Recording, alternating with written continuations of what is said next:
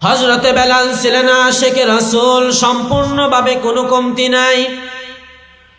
রাসূলের ইন্তেকালের পর হযরতে বেলাল মদিনা থেকে চলে গেলেন। মদিনা খুঁজে কোথাও হযরতকে বেলালকে পাওয়া যায় না। হযরতে বেলাল একদিন মদিনার মধ্যে আসলেন, তখন হযরতে ওমরে ফারুক রাদিয়াল্লাহু তাআলা আনহু ইসলামের খলিফা। মানুষ ডাক দিয়ে বললেন, ভাই বেলাল একটু আজান দাও।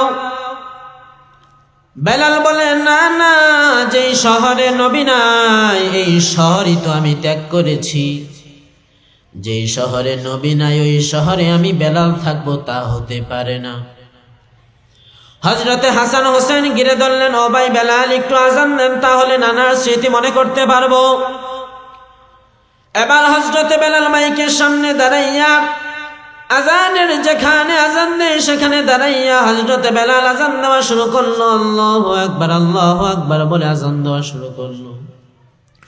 যখনই হযরতে বেলাল আশহাদু আন্না মুহাম্মাদুর রাসূলুল্লাহ বলবে, তখনই হযরতে বেলাল একটু টেরা নজর করে মিম্বরের দিকে তাকায়। প্রথমবার আশহাদু আন্না মুহাম্মাদুর রাসূলুল্লাহ বলে হযরতে বেলাল চিৎকার দিয়ে মাটিতে বেহুশ হয়ে পড়ে গেল।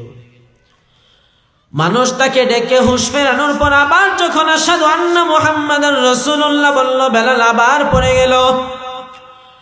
মানুষ ডাক দিয়ে বলে, ভাই বেলাল তোমার এই অবস্থা কেন? বেলাল রাদিয়াল্লাহু তাআলা আনহু ডাক দিয়ে কয়, আমি যখন আজান দিতাম তখন আমি একটু তাকায় দেখতাম মসজিদে নববীর মিম্বরে বসে আমার রাসূল আমার দিকে তাকাইয়া মিটমিট করে হাসতো। আজকে আমি যখন বেলাল আজান দেই আমি তাকাইয়া দেখি আমার নবী নাই। যখন আমি আজান দেওয়া শুরু করলাম আমি তাকায় দেখি আমার মায়ের নবী নাই। আমি বেলাল সহ্য করতে পারি না। হযরতে বেলাল সর্বশেষ আজান দিয়ে যখন চলে যাবেন, ওমর রাদিয়াল্লাহু তাআলা আনহু তাকে খেলাফতের মসনদে বসে বললেন, ভাই বেলাল বসো। ও ভাই বেলাল শুনে রাখো রে বেলাল, আমি হযরতে ওমর ইসলামের দ্বিতীয় খলিফা, অর্ধ দুনিয়ার আমিরুল মুমিনিন। আমি হযরতে ওমর, অর্ধ দুনিয়ার বাদশা। আর আমি ঘোষণা দিচ্ছি রে বেলাল, ও ভাই বেলাল তুমি হইলা আমার বাদশা। বেলাল তুমি হইলা আমি ওমরের বাদশা, আর আমি হলাম অর্ধ দুনিয়ার বাদশা রে ভাই বেলাল। তুমি যখনই মদিনার মধ্যে আসবা আমি ওমরকে একটু দোয়া না দিয়ে যাইবা না। হযরতে বেলাল একজন গোলামের ঘরের গোলাম হয়ে যদি আল্লাহর এত প্রিয় রাসূলের এত প্রিয় হতে পারে, তাহলে আমরা কেন হতে পারবো না? সবার মনে চায় যে আমরা আল্লাহর নৈকট্য লাভ করি, আমরা ইমানদার হয়ে যাই, হযরতে বেলালের মতো হয়ে যাই, রাসূলের সাহাবীদের মতো হয়ে যাই। কিন্তু কেনই বা হতে পারি না? আমাদের পিছনে শয়তান নফস লেগে আছে।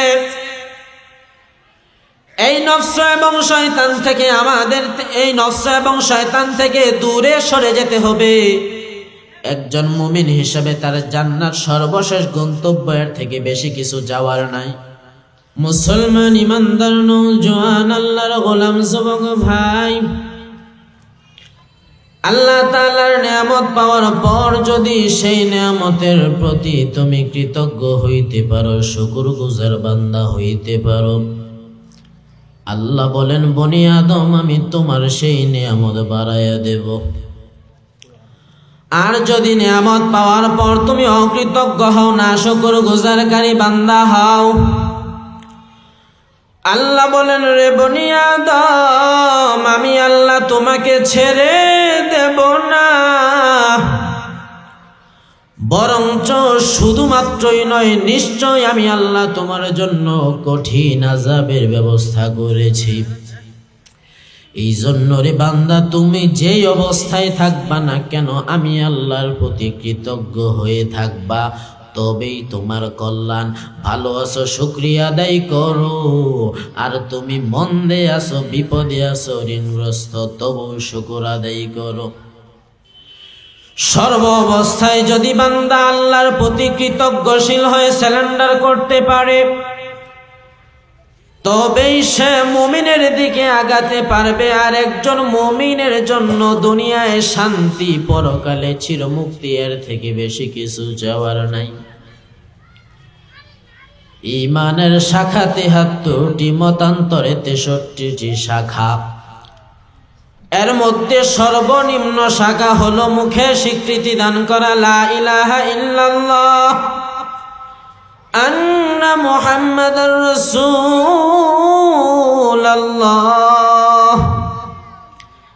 আর সর্বনিম্ন শাখা হলো রাস্তা থেকে কোনো কষ্টদায়ক বস্তু সরিয়ে দেওয়া।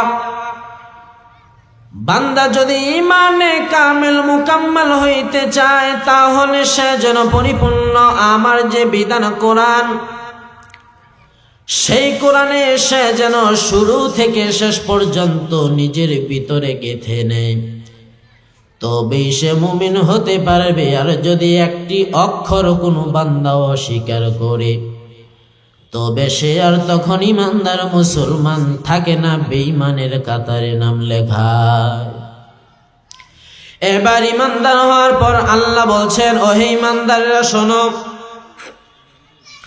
ইয়া আইয়ুহাল্লাযীনা আমানু কু আনফুসাকুম ওয়া আহলিকুম নার। ওহে বিশ্বাসী বান্দারা, যারা আমি আল্লাহর প্রতি ঈমান এনেছ, তোমরা বাঁচো প্রথমে নিজে, তারপর তোমার পরিবারকে বাঁচাও।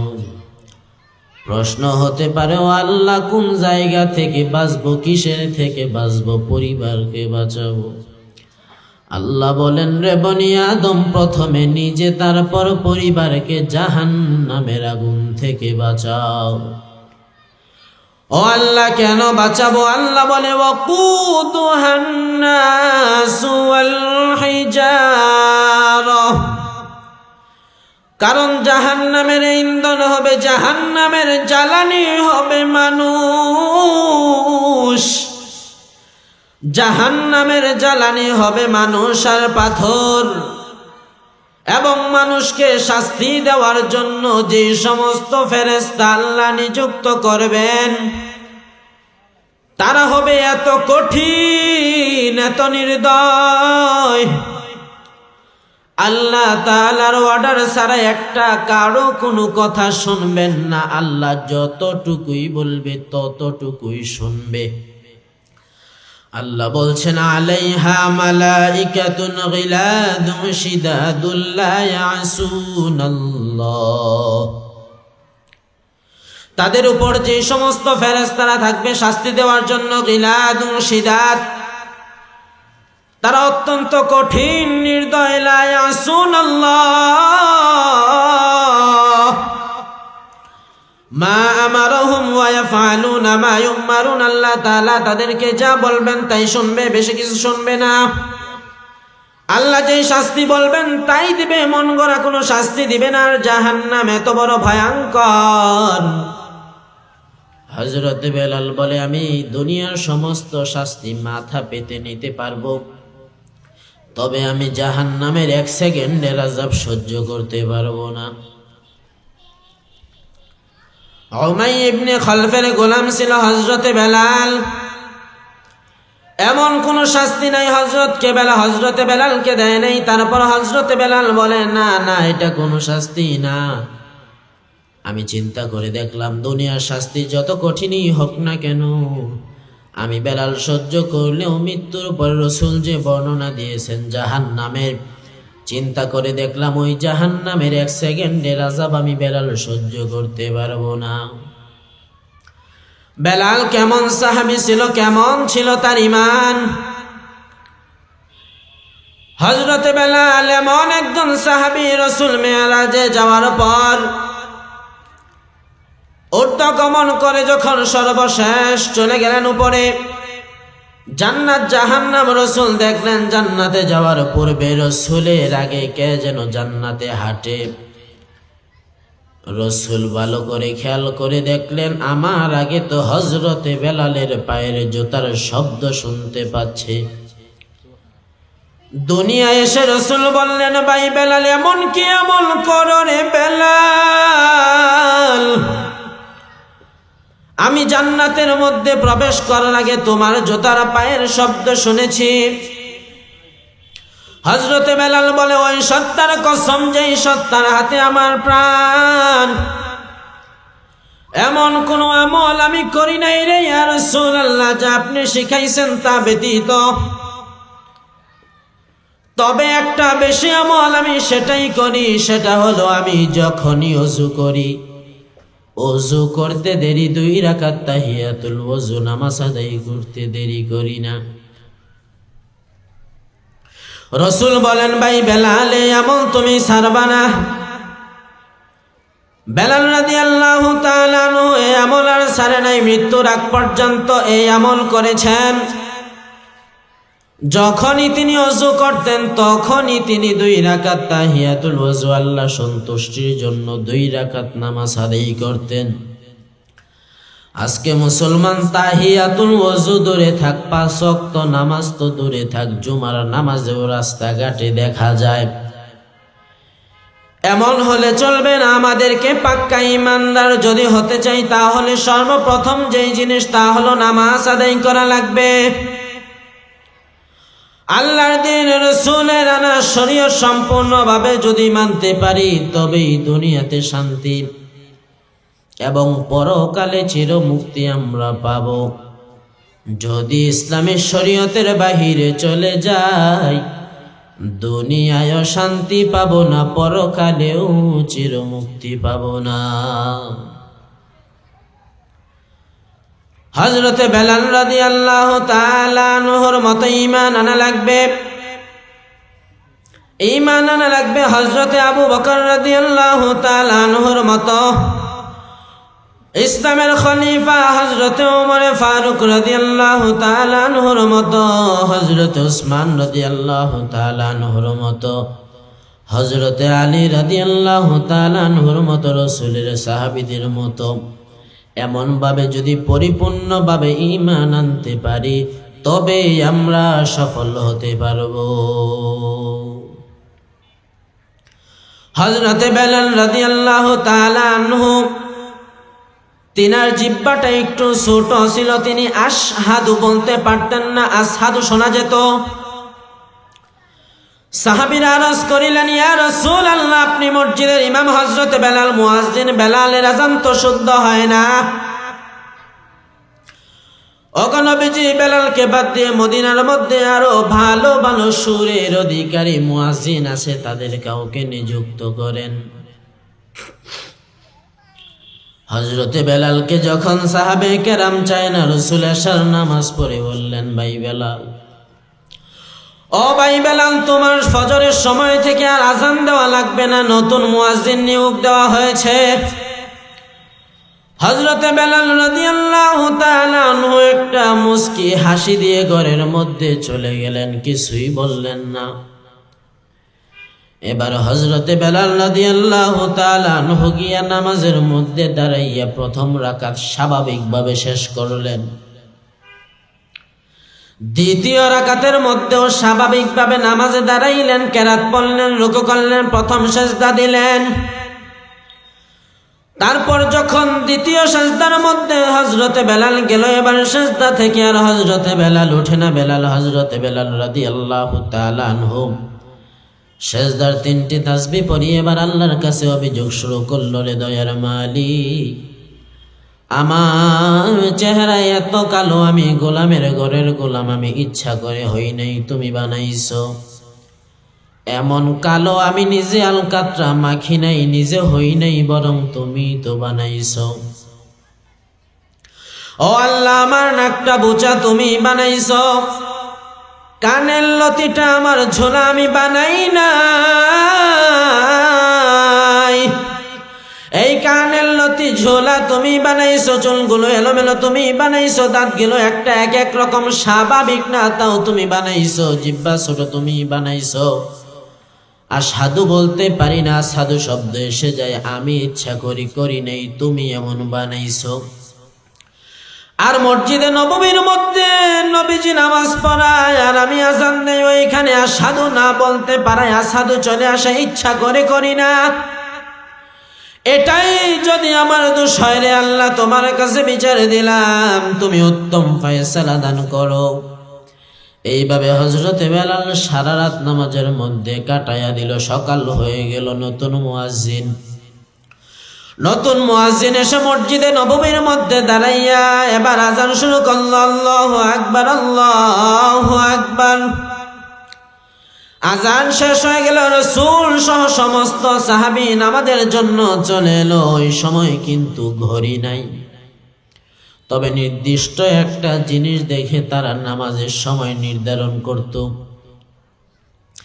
এবার যখন হযরতে বেলাল বাণীতে এইভাবে কাঁদতেছে আর এইখানে মসজিদের মধ্যে আসে নাই নামাজের জন্য, সবাই অপেক্ষা সুন্নত পরে বসে আছেন, আর নামাজের সময় হয় না, সময় যাইতেছে, তাদের এক একজন আবার ঘুম চলে আসতেছে, বিরক্তি হয়ে যাচ্ছে। সময় যাচ্ছে ঠিক, কিন্তু নামাজের সময় হচ্ছে না। এমন সময় আসমান থেকে হযরতে জিবরাইল আমিন হাজির। জিবরাইল আমিন ডাক দিয়া কই, ইয়া রাসূলুল্লাহ, ইয়া হাবিবাল্লাহ, আজকে কি ফজর আজান হবে না? রাসূলুল্লাহ ডাক দিয়া কই, ভাই জিবরাইল, আরো বহু আগেই তো ফজর আজান হয়ে গেছে।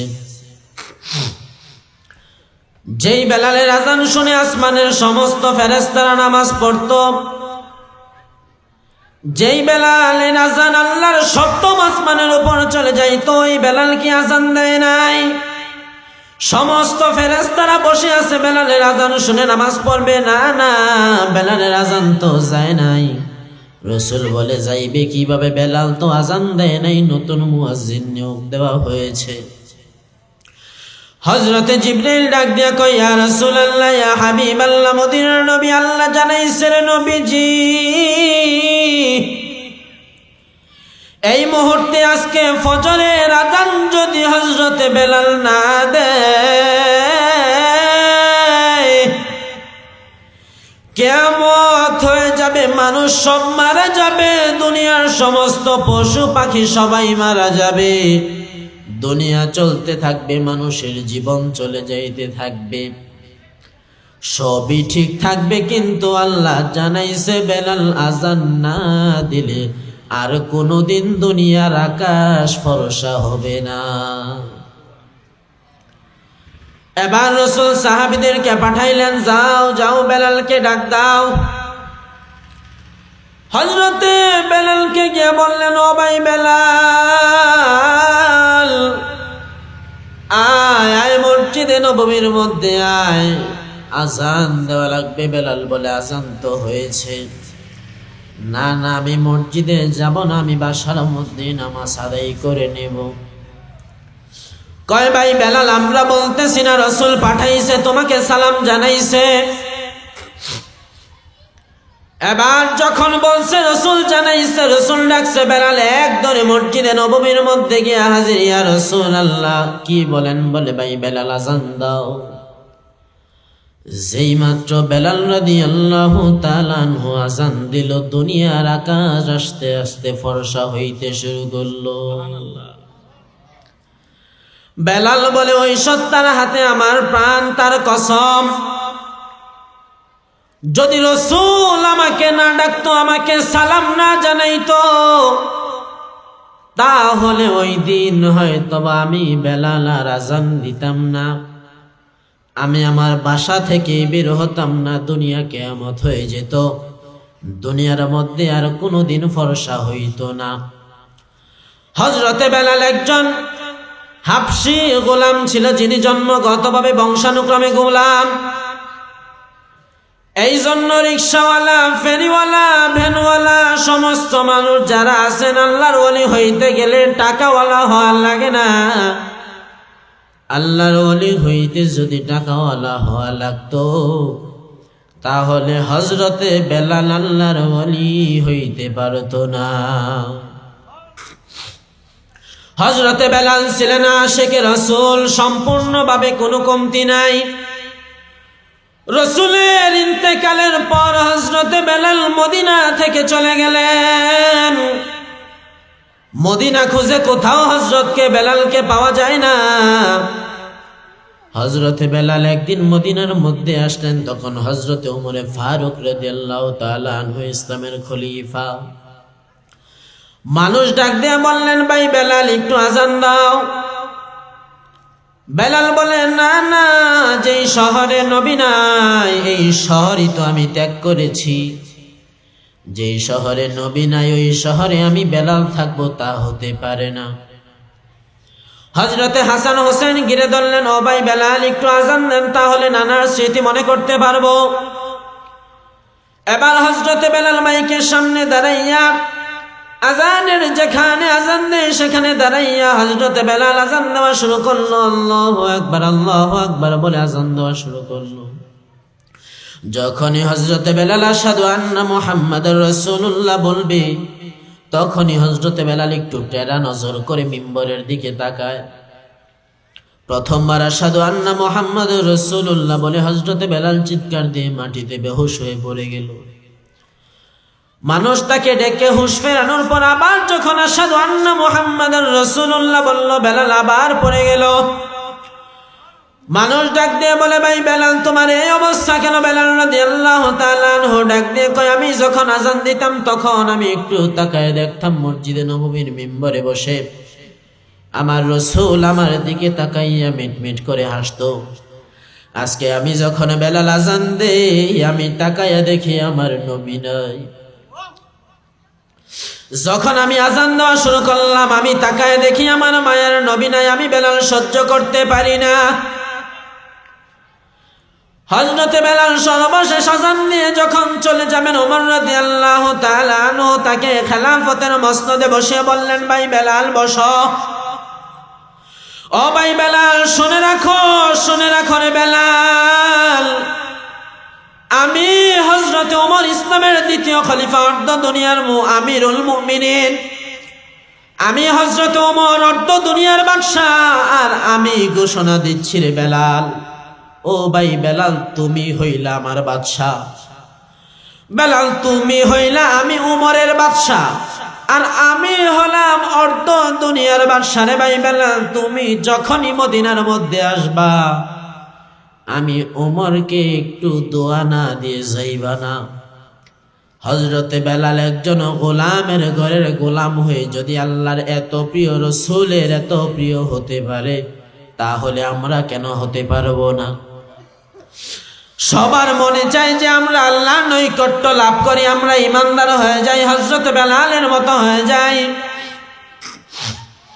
রাসূলের সাহাবীদের মতো হয়ে যাই। কিন্তু কেনই বা হতে পারি না? আমাদের পিছনে শয়তান নফস লেগে আছে।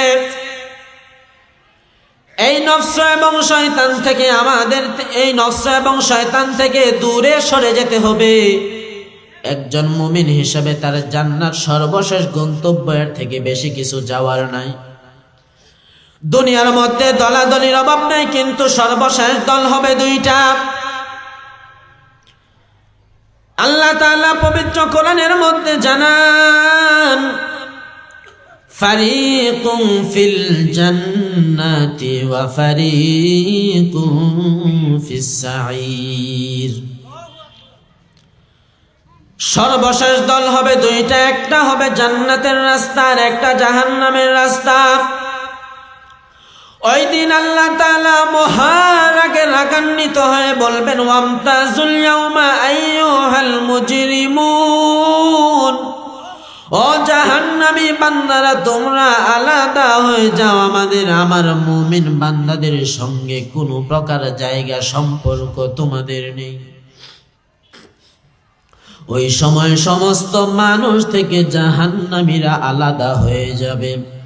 এখন আমরা স্বাভাবিকভাবেই জন্মগতভাবে মুসলমান, কিন্তু এমন গুনাহ মনে হলে আমরা যেমন দেখি জান্নাতের রাস্তা আমাদের বন্ধ হয়ে গেছে, জাহান্নামের রাস্তা খুলে গেছে। কিন্তু এখন জান্নাতের রাস্তা বন্ধ করে জাহান্নামের রাস্তা খুলে মৃত্যুবরণ করলে বিপদ। এবার জান্নাতের রাস্তা খুলতে হবে, জাহান্নামের রাস্তা বন্ধ করতে হবে। কিভাবে করব তাও তো জানি না। শুরুতেই বলেছি আল্লাহ বলছেন, ওহে ঈমানদাররা, ঈমান যারা এনেছো জাহান্নামের আগুন থেকে বাঁচো। এবার আল্লাহ তাআলা পরবর্তী আয়াতে বলছেন, ইয়া আইয়ুহাল্লাযীনা কাফারু লা তা'তাদিরুল ইয়াউম ইন্নামা তুজজাউনা মা কুনতুম তা'মালুন।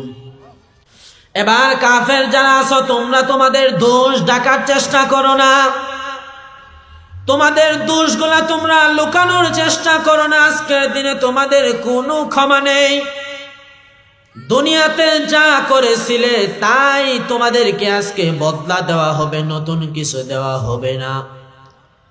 কাফেরদেরকে এটা বলে এবার মুমিনদেরকে আল্লাহ আবার বলছেন, ইয়া আইয়ুহাল্লাযীনা আমানু তুবু ইলাল্লাহি তাওবাতান নাসুহা। মুসলমান ইমানদার নওজোয়ান আল্লাহর গোলাম যুবক ভাই, আল্লাহ বলছেন ইমানদারেরা তোমরা তওবা করো।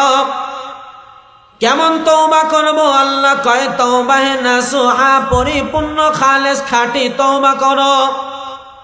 শাব্দিক অর্থে তওবা হচ্ছে ফিরে আসা, প্রত্যাবর্তন করা। কি থেকে আমরা ফিরে আসব, কোথায় ফিরে আসব স্বাভাবিকভাবে জানা নেই। যারা ঈমান এনেছে, ঈমানদার শুধু তাদেরকেই কিন্তু আল্লাহ বলছে তওবা করার জন্য, সবাইকে বলে নাই। আল্লাহ বলতে পারতো, ইয়া আইয়ুহান নাস তুবু ইলাল্লাহি তাওবাতান নাসুহা, ওহে মানুষেরা তোমরা তওবা করো। আল্লাহ বলে সবাই তো তওবা করে লাভ নেই। ঈমানদার যারা, এবার তারাই যদি তওবা করে তবেই তারা মুক্তি পাবে। এবার তওবা কিভাবে করব, করলেই কি হবে, না করলে কি হবে আল্লাহ তাও জানান। যারা ঈমান এনেছে শুধু তাদেরকে আল্লাহ এবার বলছেন তোমরা তওবা করো, বিকল্প কোনো রাস্তা নেই। কেননা আল্লাহ আরেক আয়াতে বলেন, ওয়া মান লাম ইয়াতুব ফাউলাইকা হুমুয যালিমুন। যারা তওবা করে না, আমি আল্লাহ তাআলার কাছে ক্ষমা চায় না, অনুতপ্ত হয় না, নিশ্চয়ই তারা জালেম। ঈমানদার যারা তওবা করবে, যদি তওবা না করে তবে তারা জালেম। তার মানে আল্লাহ তাআলা ঈমানদারকে জালেম হিসেবে দেখতে চায় না, তাদেরকে তওবা করার জন্য আগ্রহ আরো বাড়িয়ে দিচ্ছেন যে তোমরা ফিরে আসো। ও আল্লাহ, যদি ফিরে আসি তবে কি করবেন? আল্লাহ বলছেন, ইল্লা মান তাবা ওয়া আমানা ওয়া আমিলা আমালান সলিহা ফাউলাইকা ইউবাদদিলুল্লাহু সাইয়্যাতিহিম হাসানাত।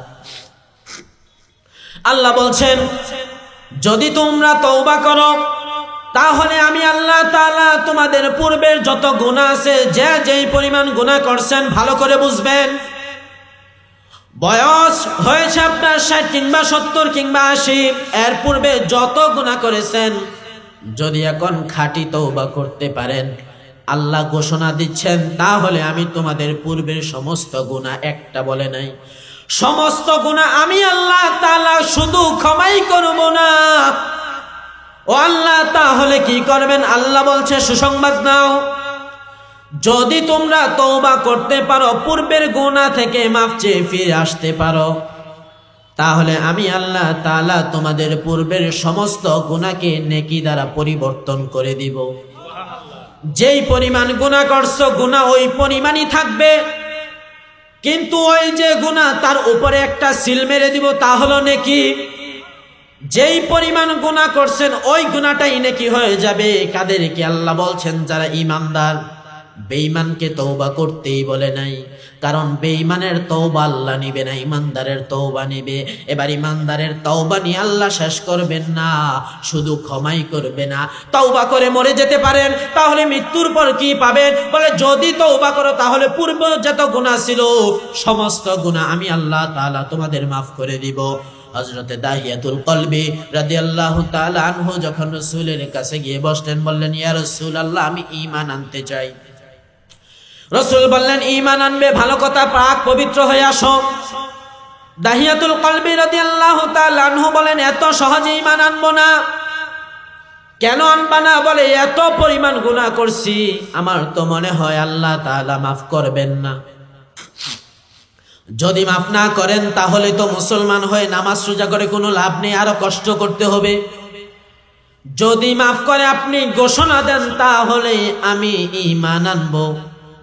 বলে দাহিয়ারে এমন কি গুনাহ করছো তোমার মনে হইতেছে আল্লাহ মাফ করবেন না? হযরতে দাহিয়াতুল কলবি ডাক দিয়া কয়, ইয়া রাসূলুল্লাহ, একটা নয়, দুটো নয়, 3, 4, 5টা নয় রে, বরং আমি 6 থেকে 7টা মেয়েকে জীবন্ত কবর দিয়েছি। তারা কেউ মারা যায় নাই, কেউ মারা যায় নাই, জীবিত কবর দিয়েছি। সর্বশেষ যেই সন্তানকে কবর দিয়েছি একটু শুনুন। আমি তখন সফরে যাব, আমার স্ত্রী গর্ভবতী। আমি বললাম যদি ছেলে হয় ভালো করে মানুষ করবা, আর যদি এটা মেয়ে সন্তান হয় আমি ফিরে আসার আগেই দাফন করে দিবা। হযরতে দাহিয়াতুল কলবি রাদিয়াল্লাহু তাআলা আনহু সফরের মধ্যে ব্যবসার উদ্দেশ্যে চলে গেলেন। এবার একটা ফুটফুটে মেয়ে সন্তান জন্ম নিল। স্ত্রী পড়ল মহা বিপদে, এবার আমি কি করব? এর পূর্বেও 6 থেকে 7টা সন্তানকে কবর দিয়ে দিয়েছে, এখন তো এটাকেও দিব, কিন্তু এটা তো কোনো স্বাভাবিক মেয়ে নয়। পূর্বের 6 থেকে 7টা মেয়ে যে পরিমাণ সুন্দর ছিল, এটা এর থেকেও সুন্দর। আমি কবর দিতে পারবো না। তাকে লালন পালন করে বড় করতে লাগলেন। 3-4 বছর পর যখন হযরতে দাহিয়াতুল কলবি সফর থেকে আসলেন, এসে দেখলেন বাড়িতে একটা মেয়ে। দাহিয়াতুল কলবি স্ত্রীকে ধমক দিয়ে বলে, এই মেয়েটা কার? স্ত্রী ভয় পেয়ে বলে, চিন্তা করবেন না, ভয় পাবেন না, মেয়েটা আমাদের নয়, বরং মেয়ে সন্তানই হয়েছিল, জীবিত কবর দিয়েছি। আর এটা হলো যেদিন কবর দিয়েছিলাম, এদিন রাত্রে বাড়ির পিছনে একটা বাচ্চার কান্নার শব্দ শুনতে পেয়েছিলাম। তারপর গিয়ে দেখি এই বাচ্চা কাঁদতেছে, তারপর নিয়ে আসলাম। সমস্যা নাই, এটা আমাদের বাচ্চা না। দাহিয়াতুল কলবি বললেন, যদি আমাদের বাচ্চা না হয় তাহলে তো সমস্যা নাই। লালন পালন করতে লাগলেন, তাদের মধ্যে ভালোবাসা মহব্বত সৃষ্টি হলো।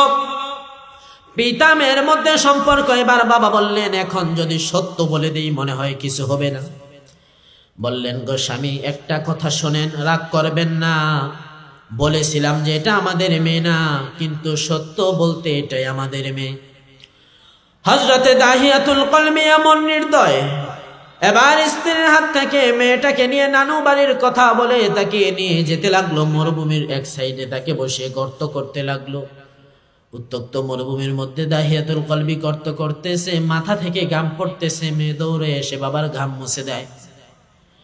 ডাক দিয়া বলে, বাবা জানি এত কষ্ট করে এই মরুভূমির মধ্যে, রোদের মধ্যে আপনার এই মাটি খনন করা লাগবে না, চলেন বাসায় যাই, পরেও করতে পারবেন।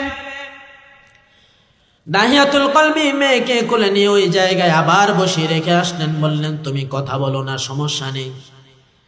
এবার যখন গর্ত করা শেষ হলো, মেয়েকে ডাক দিল। মেয়েটি দুটি হাত উপরের দিকে বাবার কোলে আসার জন্য দৌড় দিল। বাবাও এইভাবে হাতটা রেখে আছেন।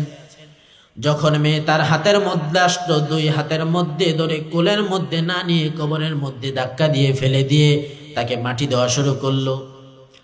মেয়েটি ডাক দিয়ে কয়, আব্বাজান, আর কোনোদিন আপনাকে বাবা বলে পরিচয় দেব না। আমাকে আপনি জীবন ভিক্ষা দেন, এলাকা থেকে তাড়িয়ে দেন, অথবা বিক্রি করে দেন, তবু বাবারে তোমার 2টি পা ধরে জড়ায় ধরে বলি, রে বাবা, আমাকে জিন্দা কবর দিও না। কিন্তু এমন নির্দয় দাহিয়াতুল কলবি কোনো কথাই সেদিন শুনলেন না। তাকে কবরের মধ্যে শোয়াইয়া মাটি চাপায় দিয়া তাকে হত্যা করে ফেললো। এই ঘটনা যখন হযরতে রাসূলুল্লাহ সাল্লাল্লাহু আলাইহি ওয়াসাল্লামের কাছে দাহিয়াতুল কলবি বলতেছিল, রাসূলের 2টি চোখ দিয়ে পানি বেয়ে বেয়ে, দাড়ি মুবারক বেয়ে তার বুকের মধ্যে চলে এসেছে। দাহিয়াতুল কলবিকে ডাক দিয়ে বলে, ভাই দাহিয়া, এই কি তোমার পাপ? বলে, হ্যাঁ। ও দাহিয়া, তোমার এই সামান্য পাপ আমার আল্লাহর কাছে কিছুই না। তোমার পাপ যদি দুনিয়ার সমস্ত পাহাড়ের সমপরিমাণ হয়, তোমার পাপ যদি সমুদ্রের ফেনা পরিমাণ হয়ে যায়, তবু তোমার চিন্তা নাই, তোমার চিন্তা নাই। আমার আল্লাহ তাআলার দয়া এর চেয়েও লক্ষ লক্ষ কোটি গুণ বেশি। সুতরাং তুমি আমার হাতে হাত দাও। দাহিয়াতুল কলবি রাদিয়াল্লাহু তাআলা আনহু রাসূলের হাতে হাত থেকে এবার কালিমা পড়ে মুসলমান হয়ে গেল। রাসূল বললেন, ভাই দাহিয়ারে, যখনই তুমি আমার কোনো মজলিসে বসবা, মসজিদে আসবা, সামনে পড়বা, তুমি দূরে দূরে পিছনে থাকবা। ইয়া রাসূলুল্লাহ, দূরে কেন থাকবো, পিছনে কেন থাকবো? রাসূল বলেন, আমিও কিন্তু মেয়ের বাবা। যখন তুমি আমার সামনে আসবা, আমার তখন আমার মেয়ের কথা আমার যখন স্মরণে হয়ে যাবে, তখন আমি রাসূলুল্লাহ সহ্য করতে পারবো না। তখনই আমার মেয়ের কথা আর তোমার মেয়ের কথা মনে পড়ে আমার মন খারাপ হয়ে যাবে, আমার বক্তব্য ভাষণের মধ্যে গন্ডগোল হয়ে যাবে, কিংবা একটু প্যাঁচ লেগে যেতে পারে। হযরত দাহিয়াতুল কলবি রাদিয়াল্লাহু তাআলা আনহু রাসূলের হাতে হাত নিয়ে কালিমা পড়ে মুসলমান হয়ে গেলেন। আল্লাহ তাআলা জানান দিচ্ছেন, দাহিয়া এমন তওবা করেছে, আমি আল্লাহ তাআলা হযরতে দাহিয়ার প্রতি খুশি হয়ে গিয়েছি। আমি শুধু তাকে ক্ষমাই করি নাই, বরং তার পূর্বে যত গুনাহ ছিল, যত পাপ ছিল, সমস্ত পাপকে আমি আল্লাহ তাআলা নেকি দ্বারা পরিবর্তন করে দিয়েছি। একজন মুমিন সর্ব অবস্থায় আল্লাহর নিয়ামতের শুকর আদায় করবে।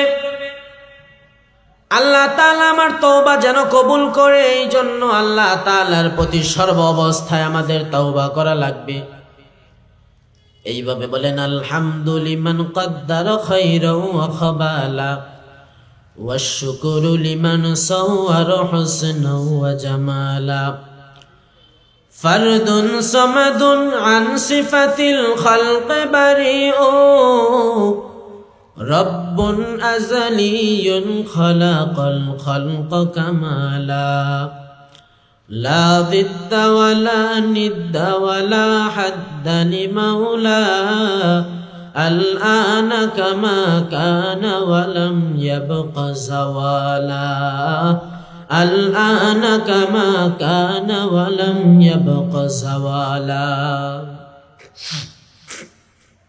মুসলমান ইমানদার নওজোয়ান আল্লাহর গোলাম যুবক ভাই, আল্লাহ তাআলার নিয়ামতের শুকরগুজার বান্দা হওয়া লাগবে।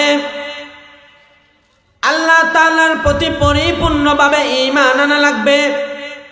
শরীয়ত বিধি বিধানগুলো পরিপূর্ণভাবে মানা লাগবে।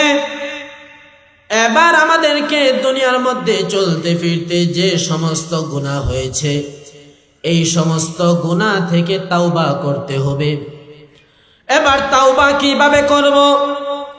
আস্তাগফিরুল্লাহ রাব্বি মিন কুল্লি যামবি ওয়া আতুবু ইলাইহি লা হাওলা ওয়ালা কুওয়াতা ইল্লা বিল্লাহিল আলিয়্যিল আযীম। এতটুকুই কি তাওবার সীমাবদ্ধ বলে না? তাহলে তাওবা কিভাবে করব? সর্বপ্রথম এক জায়গার মধ্যে আপনি বসবেন। হতে পারে সেটা আপনার ঘর কিংবা মসজিদ কিংবা যে কোনো জায়গার মধ্যে পাক পবিত্র হয়ে বসবেন। এবার আপনি আপনার সেই কৃতকর্ম, যেই পাপটা আপনি করেছেন, হয়তোবা চুরি করেছেন, ডাকাতি করেছেন, দুর্নীতি করেছেন, মাহফিলের মধ্যে বাধা দিয়েছেন, মাহফিলের মধ্যে অনুমতি দিয়েছেন, কিংবা বিভিন্নভাবে মাহফিলকে বন্ধ করার জন্য চক্রান্ত করে নিজের আমলনামা নষ্ট করে ফেলেছেন, পাশের বাড়ির হক নষ্ট করেছেন, জায়গা মেরে দিয়েছেন, কিংবা কারো টাকা নিয়ে এবার অস্বীকার করতেছেন। যে কোনো ধরনের গুনাহ হতে পারে। যে কোনো ধরনের গুনাহই যদি আপনার হয়ে থাকে, কোনো সমস্যা নাই। এখনো পশ্চিমে সূর্য ওঠে নাই, মালাকুল মউত সামনে আসে নাই, দুই সময় তাওবাও কবুল হবে না। যখন পশ্চিমে সূর্য উঠে যাবে, এরপর থেকে আর কোনোদিনও মানুষের তাওবা কবুল হবে না। আর একটা হলো, যখন আপনার সামনে মালাকুল মউত চলে আসবে, তখন আর আপনার তাওবা কবুল হবে না। যেমনটা ফেরাউনের মৃত্যুর সময় বলেছিল, আমানতু আন্নাহু লা ইলাহা ইল্লাল্লাযী আমানাত বিহি বানু ইসরাঈল। বনি ইসরাইল যে আল্লাহর প্রতি ঈমান এনেছে, আমিও সেই আল্লাহর প্রতি ঈমান আনতেছি। হযরতে জিবরাইল আমিন হযরতে আজরাইল আলাইহিস সালাম বলতেছেন, যখন এমনটা বলা শুরু করলো, আমি দেখলাম হযরতে জিবরাইল আমিন আলাইহিস সালাম তার মুখের মধ্যে এমন ভাবে কাদা দেওয়া শুরু করলো, কাদা মুখের মধ্যে দেওয়া শুরু করলো যেন তওবা করতে না পারে। মুফাসসিরে কেরাম বলেন, যদি জিবরাইল তার মুখের মধ্যে এইভাবে কাদা দেওয়া শুরু না করত, আর যদি সে মন থেকে তওবা করে ফেলতো, তাহলে হয়তোবা ফেরাউন, নমরুদ তাদেরকেও আল্লাহ তাআলা তওবার গুণে গুণান্বিত করে মাফ করে দিতেন। কিন্তু তারা তো এমন জিনিস, এমন বড় ইসলামের শত্রু, তারা মুসলমানদেরকে, ইসলামকে দুনিয়া থেকে নিঃশেষ করার জন্য এমন কোনো চেষ্টা করে নাই। আজকেও দেখা যায় বাংলাদেশের এমন এক অবস্থা হয়েছে, মুসলমান থাকবে কি থাকবে না, ইসলাম থাকবে কি থাকবে না, আলেম উলামা থাকবে কি থাকবে না, এই নিয়ে প্রশ্ন ওঠে, বিভিন্নভাবে ইঙ্গিত দেয়। মাহফিল করা যেত না। গত 17 বছর মাহফিলের অনুমতি আনতে গিয়ে জুতার তলি ক্ষয় হয়ে যেত। তারপরে এত বড় লিস্টি ধরিয়ে দিত, নিয়ম কানুন ধরিয়ে দিত, এই করা যাবে না, দুনিয়ার ওয়াজ করা যাবে না, পরকালের ওয়াজ করতে হবে, আমাদের দল থেকে সভাপতি, সেক্রেটারি, প্রধান অতিথি বানানো লাগবে, অমুক বক্তা আনা যাবে না, তাকে আনা যাবে না, এত বড় লিস্টি দিত যেন মানুষ বিরক্ত হয়ে মাহফিলিয়ান না করে। কিন্তু তারা জানে না, বাংলাদেশ আরো বহু আগে থেকে ইসলামের জন্য আল্লাহ কবুল করে নিয়েছেন। এই বাংলাদেশ অলি আল্লাহ, গরিবুল্লাহ, ফসি আল্লাহর বাংলাদেশ। শাহজালাল, শাহ পরান, শাহ মাকদুম, খান জাহান আলী, শাহ নেসার, শাহ মহিম, শাহ সালের এই দেশ, কোরআনের পাখি আল্লামা দেলওয়ার হোসেন এই সাইদির দেশ থেকে যত ষড়যন্ত্রই করেছে, কোরআনের মাহফিলকে কেউ বন্ধ করতে পারে না। এমনকি ভবিষ্যতেও যারা চেষ্টা করবে তারাও করতে পারবে না। যারাই বন্ধ করতে চাইবে, বিগত সরকারের যে অবস্থা হয়েছে, ভবিষ্যতে যারাই আসবে মাহফিলগুলা ইসলামকে যারা নিচু করতে চাইবে, তাদের অবস্থা কি হবে আল্লাহ তাআলা দেখিয়ে দিয়েছেন। এই জন্য সর্বদা ইসলামের পক্ষে কাজ করতে হবে, ইসলাম বিদ্বেষী হওয়া যাবে না। এবার যে যাই করেছেন তওবা করতে হবে। বলতেছিলাম, নির্জনে বসে নিজের এই সমস্ত পাপ কাজের জন্য অনুশোচনা করবেন, এইগুলা দিলের মধ্যে এনে এবার তওবা করবেন। এই সমস্ত কাজ থেকে আল্লাহর কাছে বলবেন, ও আল্লাহ, যা করেছি ভুল করেছি, আজকে আমি বলতেছি, ও আল্লাহ, যা করেছি শয়তানের ধোঁকায় করেছি, নফসের জন্য করেছি, ভুলে করেছি, তওবা করতেছি, আর কোনোদিন এই সমস্ত কাজ করব না, কোনোদিন এই সমস্ত কাজ করব না। কান্নাকাটি করে আল্লাহর কাছে খাঁটিভাবে যদি ক্ষমা চেয়ে নিতে পারেন, আর ইন দ্য মিন টাইম দেখা গেল সত্যি সত্যি মৃত্যুর আগে, মালাকুল মাউত আপনার সামনে আসার আগে, মৃত্যু হওয়ার আগে এই সমস্ত কাজে আর কোনোদিন জড়ান নাই। কাজ শুধু করলেই নিজে হবে না, বরং যারা এই সমস্ত কাজ করে, হুজুর আমি মাহফিল তো বাধা দেই না, যারা বাধা দেয় তাদেরকে ভোট দিলে, তাদের পিছনে থাকলে, তাদের সমর্থন করলে আপনারই একই অবস্থা হবে। এই জন্য যারাই নাকি বিদ্বেষী, শুধু আপনি পাপ করলেই হবে না, যারা করে তাদের পিছনেও থাকা যাবে না। এই এমনভাবে যখন সামনে আগাতে পারবেন, আল্লাহর কাছে বলে ক্ষমা চেয়ে নিতে পারবেন, তখনই আপনার তাওবা কবুল হবে। আর যদি তাওবা কবুল হয়, তাহলে আল্লাহ জানান দিচ্ছেন, আমি শুধু ক্ষমাই করব না, তোমার তামাম জীবনের সব গুনাহকে আমি নেকি দ্বারা পরিবর্তন করে দুনিয়া থেকেই তোমাকে জান্নাতের মেহমান করে মৃত্যুবরণ দেব। একটি আয়াতে বলেছিলাম, আল্লাহ বলছেন, ফারিকুম ফিল জান্নাতি ওয়া ফারিকুম ফিস সাঈর। দল একটা জান্নাতের, আরেকটা জাহান্নামের। জান্নাতেই যান আর জাহান্নামেই যান, তার আগে মরা লাগবে। মৃত্যু বরণ করার আগে কেউ জান্নাতেও যেতে পারবে না, জাহান্নামেও যেতে পারবে না। রাসূল বললেন, যে ব্যক্তি 5 ওয়াক্ত নামাজের পরে আয়াতুল কুরসি পাঠ করবে, তার আর জান্নাতের মধ্যে পার্থক্য আর পর্দা হলো শুধু মৃত্যু। ব্যক্তি মরে নাই তাই জান্নাতে যায় না, যে ব্যক্তি 5 ওয়াক্ত নামাজের পর আয়াতুল কুরসি পড়বে, সূরা বাকারার মধ্যে একটি আয়াত বলে দুনিয়ার মধ্যে সব কিছুর একজন নেতা থাকে, সমস্ত পাহাড়ের সবচেয়ে বড় পাহাড় তার নেতা, এলাকার এমপি সবার নেতা, চেয়ারম্যান অঞ্চলের নেতা, কোরআনের মধ্যে একজন নেতা আছে, একটি আয়াত তাদের সর্দার আছে, সেটি হলো আয়াতুল কুরসি। যে ব্যক্তি 5 ওয়াক্ত নামাজের পরে পড়বে, রাসূল বললেন সে ব্যক্তি মৃত্যুবরণ করতে দেরি রে, তার জান্নাতে যাইতে দেরি হবে না। সকলে আমরা নিয়ত করে নেই, বাঁচবো যতদিন নামাজ পড়বো ততদিন, সাথে আয়াতুল কুরসিও পড়বো ততদিন। কে কে রাজি? আল্লাহ সবাইকে কবুল করুক, 5 ওয়াক্ত নামাজি বানাক, পড়েন আমিন। মরি না তাই জান্নাতে যাই না, মরা লাগবে তাই জান্নাত অথবা জাহান্নামে যাব। দুনিয়ার মধ্যে একটা পিপিলিকাও বাঁচবে না, একটা মশা মাছিও বাঁচবে না, কোনো ফেরেশতা নবী রাসূল ওলি আল্লাহ গাউস কুতুব কেউ বাঁচবে না। সবাই যখন মারা যাবে, আল্লাহ ডাক দিয়ে বলবেন, ও মৃত্যুর ফেরেশতা মালাকুল মউত, কে কে জীবিত? হযরতে মালাকুল মউত ডাক দিয়ে বলে, আল্লাহ, হযরতে জিবরাইল, ইসরাফিল, মিকাইল, আজরাইল, আমরা 4 জন ছাড়া সবাই মৃত্যুবরণ করেছে। বলে, মিকাইলকে আমি কেন সৃষ্টি করেছি? কয়, মানুষের রিজিক বন্টন করার জন্য, মেঘ বৃষ্টি পরিচালনা করার জন্য। কয়, দুনিয়ার মধ্যে তো কোনো মানুষ নাই, রিজিক বন্টনের কোনো কাজ নাই, দুনিয়ার মধ্যে দুনিয়ায় নাই, বৃষ্টির কোনো প্রয়োজন নাই, সুতরাং হযরতে মিকাইলের আর জীবিত থাকার কোনো অধিকার নাই। সুতরাং এখনই হযরতে মিকাইলের জান কবজ করে ফেলো। হযরতে আজরাইল আর কে বেঁচে আছে? জিবরাইল আমিন আর ইসরাফিল আমিন, আর তুমি আল্লাহ ছাড়া আর কেউ নাই। ইসরাফিলকে কেন বানাইছি? ও আল্লাহ, সিংহা ফুৎকার দেওয়ার জন্য বানাইছেন।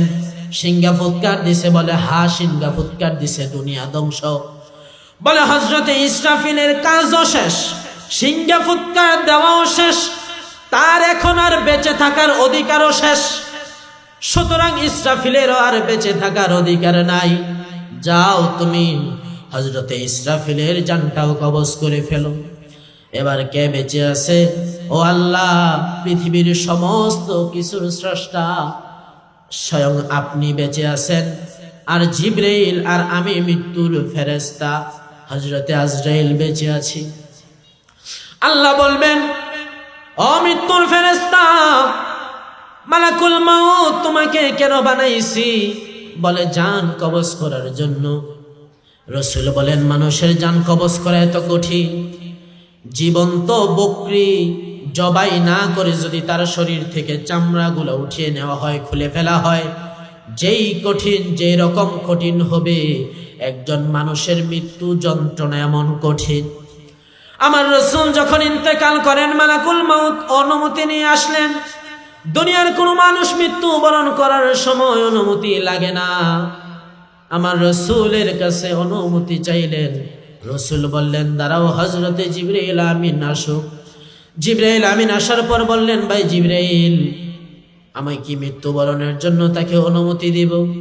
বলে, ইয়া রাসূলুল্লাহ, দুনিয়ায় কেউ থাকতে পারে নাই, থাকবেও না।